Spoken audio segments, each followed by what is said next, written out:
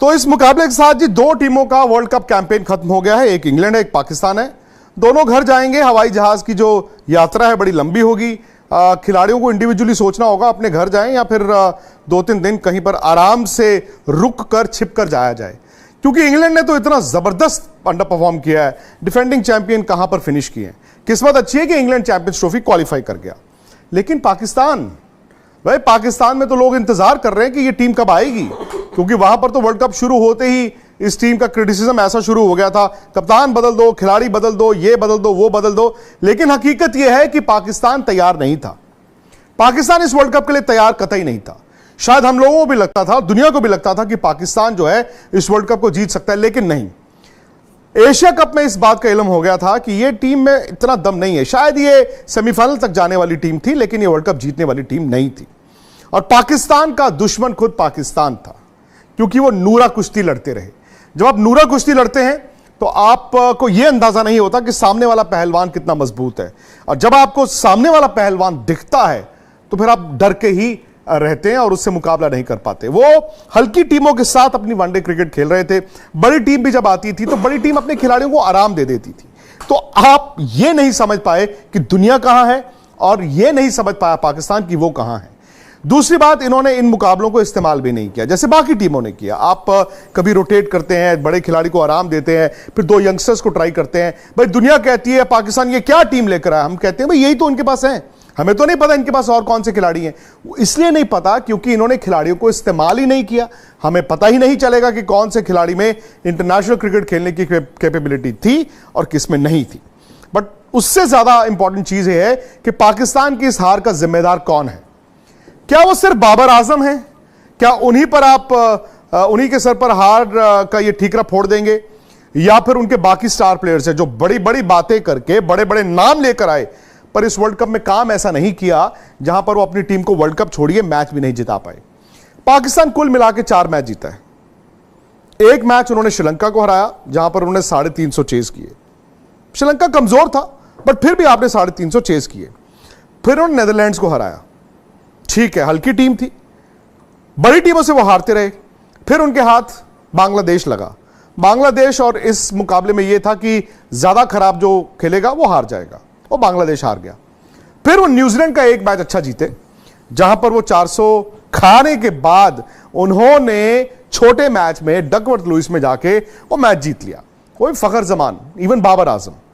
अब सवाल यह है कि वो इंग्लैंड के मैच में आए थे कि 287 रनों के मार्जिन से जीतना है। तब मोमेंट इंग्लैंड ने टॉस जीता, कहा जी हम पहले बैटिंग कर रहे हैं। पाकिस्तान वहां पर खत्म हो चुका था।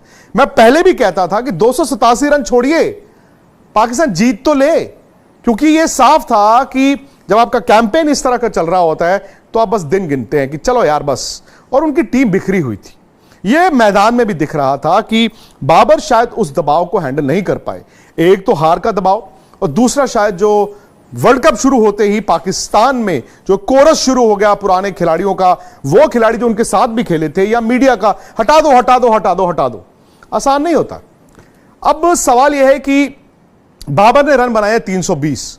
इस वर्ल्ड कप में वो टॉप 20 रन गेटर्स में नहीं है, जबकि उस वर्ल्ड कप में आए थे मुकाबला विराट कोहली का करने का, कि विराट बेहतर या बाबर, डिबेट ये था। अब बाबर के लिए कप्तान के तौर पर, बैट्समैन के तौर पर यह वर्ल्ड कप बड़ा जरूरी था। लेकिन कभी कभी क्या होता है कि आपकी एक जब आपका फील्ड खराब चले, यानी कि फर्ज कीजिए बैटिंग खराब चले, उसकी रिफ्लेक्शन आपकी कप्तानी में दिखती है, या आपकी कप्तानी खराब चले, आपकी टीम अच्छा नहीं कर रही, उसकी रिफ्लेक्शन आपकी बैटिंग में दिखती है। रिजवान ने भी कुछ नहीं किया। रिजवान ने पहले मैच में, वो श्रीलंका वाले मैच में जो ऐसा जबरदस्त 100 बनाया, उसके बाद उन्होंने कुछ नहीं किया। ये तो फखर जमान ने वो जो 2 पारी खेल दी, उनकी टीम यहां तक आ गई, नहीं तो ये भी दिक्कत थी।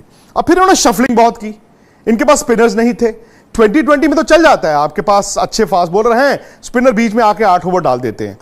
और ये चूंकि ज्यादातर खिलाड़ी दुनिया भर की लीग्स 2020 की खेलते हैं, ये 50 ओवर के लिए तैयार नहीं थे। अब सवाल है शाहीन अफरीदी और हारिस रऊफ का। नसीम शाह जब बाहर हुए तो भाई ये कहा गया कि क्या होगा, ये तिकड़ी आई थी। भाई नसीम शाह, शाहीन अफरीदी, हारिस रऊफ इस वर्ल्ड कप में आए थे कि दुनिया में इस तरह की तिकड़ी नहीं है। हम लोगों ने भी ये गलती की थी, उनको ओवर एस्टिमेट कर लिया था। अब देखिए ना, बुमराह, सिराज और शमी जिस तरह से गेंद डाल रहे हैं, क्या मुकाबला भी है। शाहीन अफरीदी की 18 विकेटें हैं इस वर्ल्ड कप में। 18 विकेटें एक वर्ल्ड कप में, यानी कि अभी भी वो टॉप विकेट टेकिंग लिस्ट में है। लेकिन 3 विकेटें हैं अफरीदी की, सिर्फ 3 विकेटें नई बॉल के साथ। अरे तेज गेंदबाज अगर नई गेंद के साथ विकेटें नहीं लेगा तो उनकी टीम कैसे जीतेगी? अगर आपकी सिर्फ 3 विकेटें हैं नई गेंद के साथ, बाकी 15 तो आपने नीचे जाके ली हैं। और नीचे जाके विकेटों में आप क्या करते हैं भाई? आप 400 के बजाय आप 450 पे रोक लेते हैं। जिसने 450 बनाने थे उसको आप 360 पे रोक लेते हैं। लेकिन आप 260 पे तो टीम को आउट नहीं कर पा रहे हैं। हारिस राउफ की पेस की बात होती थी, जितना तेज वो डालते थे उतना तेज उनकी पिटाई होती थी। कभी 26 रन आप पहले ओवर में खा रहे हैं, कभी 15 रन पहले ओवर में खा रहे हैं, कभी पहले ओवर में आपको 2 छक्के पड़ रहे हैं, कभी 4 चौके पड़ रहे हैं, कभी आप वाइडे कर रहे हैं। यार ये फास्ट बॉलर का काम नहीं होता। यहां पे इंडिया से कंपेयर करें, बुमराह और सिराज नया बॉल डालते हैं, मोहम्मद शमी जब वन चेंज आते हैं पहले ओवर में एक आउट कर देते हैं। हारिस राउफ खोल देते थे, जो ऑलरेडी खुला होता था हारिस राउफ उसको भी खोल देते थे। अब उसमें भी क्या कप्तान की जिम्मेदारी है? क्या शाहीन अफरीदी और हारिस राउफ अगर नई गेंद पर विकेटें नहीं ले रहे वो भी कप्तान की जिम्मेदारी है? Mohammad Wasim junior by default उनको खेलने को मिला, क्योंकि हसन अली को कभी खिलाते थे। मोहम्मद वसीम जूनियर ने आके एक इंपैक्ट बनाया है। इसका मतलब है पाकिस्तान के पास नीचे अच्छे फास्ट बॉलर्स होंगे, लेकिन क्या उनको तैयार किया जा रहा है? जो फैक्ट्री इनकी हुआ करती थी तेज गेंदबाजों की, क्या अभी भी वो फैक्ट्री चल रही है या फिर उस फैक्ट्री पर ताला लग गया है? स्पिनर्स तो बड़ी हैरानी की बात है, पाकिस्तान के पास है ही नहीं। पाकिस्तान अच्छे लेग स्पिनर्स भी निकालता था, पाकिस्तान के पास ऑफ स्पिनर्स होते थे। अब आप देख लीजिए जो स्पिनर्स ने इस वर्ल्ड कप में गेंद डाला है पाकिस्तान की तरफ से, अगर आप 10 टीमें देखें, आई थिंक सबसे हल्के जो स्पिनर्स थे वो पाकिस्तान के पास थे। इनफैक्ट नेदरलैंड्स के आर्यन दत्त वो ज्यादा पेनिट्रेटिव थे, वो ज्यादा बेहतर स्पिनर थे। तो जब आपके पास सब कॉन्टिनेंट टीम होने के बावजूद इंडिया में आप आते हैं, फास्ट बॉलर आपके चल नहीं रहे, स्पिनर आपके पास है नहीं, आप वर्ल्ड कप कहां से जीतोगे? हां यह जरूर है कि बाबर आजम की कप्तानी भी बहुत डिफेंसिव थी। मतलब बाबर ने ना वो अनइमेजिनेटिव कप्तानी की है कि कभी कभी कप्तान को ना मौके बनाने पड़ते हैं, बनते हैं और फिर आप उसको बुनाते हैं और फिर आप खोलते हैं वो छोटी सी खिड़की और फिर अंदर घुसने की कोशिश करते हैं। बाबर तो जब भी 15 मिनट उनकी जरूरत थी कप्तानी की, वो नहीं कर पाए।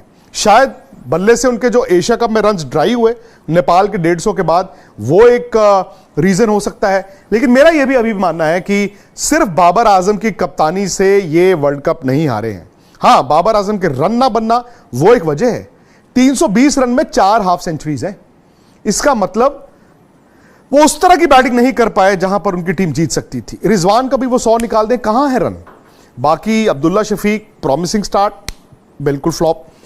इमामुल हक जो इस वर्ल्ड कप से पहले ये कह के आए थे कि पाकिस्तान की टीम से दुनिया डरती है, भाई उनको तो बीच वर्ल्ड कप में बाहर बिठाना पड़ा और उनको बाहर बिठा के फखर जमान ने आके रन बनाए हैं। तो पाकिस्तान के ना ऊपर से रन बनते थे, ना बीच में बनते थे और नीचे भी नहीं बनते थे।